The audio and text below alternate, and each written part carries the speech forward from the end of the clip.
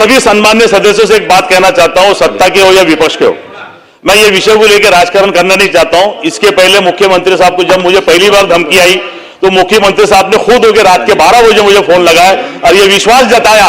सुन लीजिए मेरे मंत्री महोदय जी, मैं आप ही की बात कर रहा हूं कि मक्खी, सुन लीजिए, इसके पहले जब धमकी आई तो मुख्यमंत्री साहब ने खुद रात के 12 बजे मुझे फोन किया, संरक्षण की गारंटी लिए, मेरे को संरक्षण भी मिला, लेकिन बार बार एक सदस्य। अब देखो मेरी बातों में एक मेन बात रह जाएंगी। कल परसों के दिन मुख्यमंत्री ने बोले कि हम ये गैंग खत्म करेंगे, कल रात को 8:30 बजे फिर धमकी आ गई। तो मैं धमकियों से डरता नहीं, अगर मैं धमकी डरता तो कल मैं मेरे घर से नहीं निकलता था, मैं डायरेक्ट आया, हाउस में आया, हाउस में आके बात कर रहा हूं। मैं मेरे सदस्य, मैं मेरे अध्यक्ष से बात करना चाहता हूं। अध्यक्ष महोदय, कल को खुदा ना खास्ता, बाबा सिद्दीकी के साहब का मर्डर भी उन लोगों ने किया था, कल को खुदा ना खास्ता अगर मेरा मर्डर हो जाता है, कुछ भी हो जाता है, तो मैं ये चाहता हूं कि मेरे मरने से पहले मैंने राजेश्वर मंदिर के लिए जो निधि मांगा अकोला शहर के लिए, आप वो भव्य मंदिर बना के दे दो। दूसरी बात मैं क्लियरनेस की बात कर रहा हूं। मैंने पहले कहा मैं राजकारण नहीं कर रहा हूं।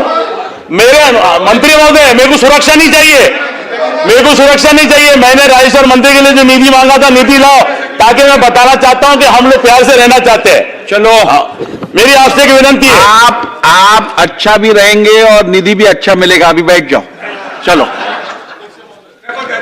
औचित्य,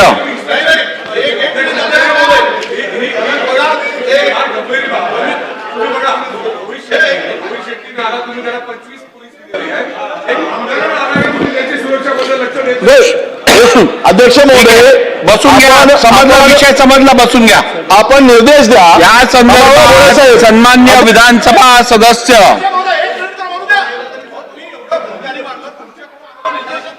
समजला, आता विषय समजला, बसून घ्या।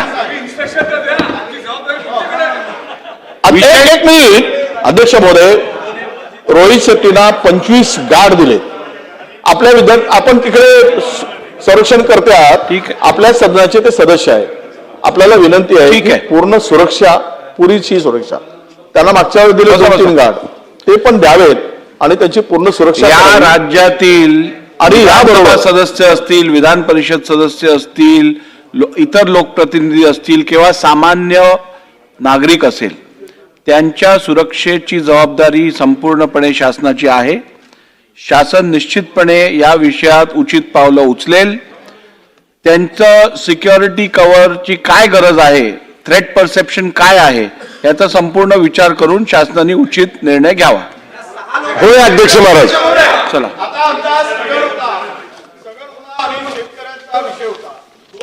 स्थगन झालं नाही, एक मिनिट ऐका, शेतकरी 2 शेतकऱ्यांनी आत्महत्या केली अध्यक्ष महोदय, 2 शेतकऱ्यांनी आत्महत्या केली। मुद्दे श्री संजय पुराम,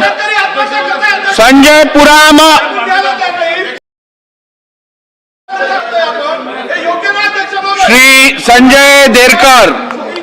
अध्यक्ष महोदय, यवतमाळ जिल्ह्यातील वणी विधानसभा क्षेत्रात वणी, मारेगाव, झरी या तालुक्यातील जिल्हा परिषद शासकीय शाळांमध्ये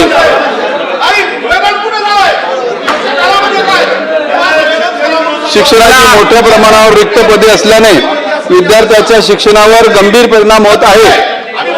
सन 2025-26च्या संच मान्यतेनुसार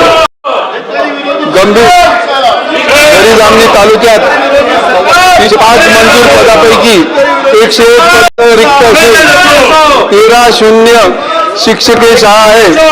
वणी तालुक्यात 104 पदे रिक्त आहे व 18 शून्य शिक्षकीय शाळा आहे।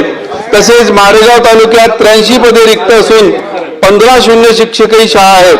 त्यामुळे अनेक शाळांमध्ये एकाच शिक्षकावर अनेक वर्गाची जबाबदारी येऊन विद्यार्थी अध्ययन, गुणवत्तापूर्ण शिक्षण व मूलभूत शैक्षणिक सुविधा मिळण्यास अडथळे निर्माण होत आहे।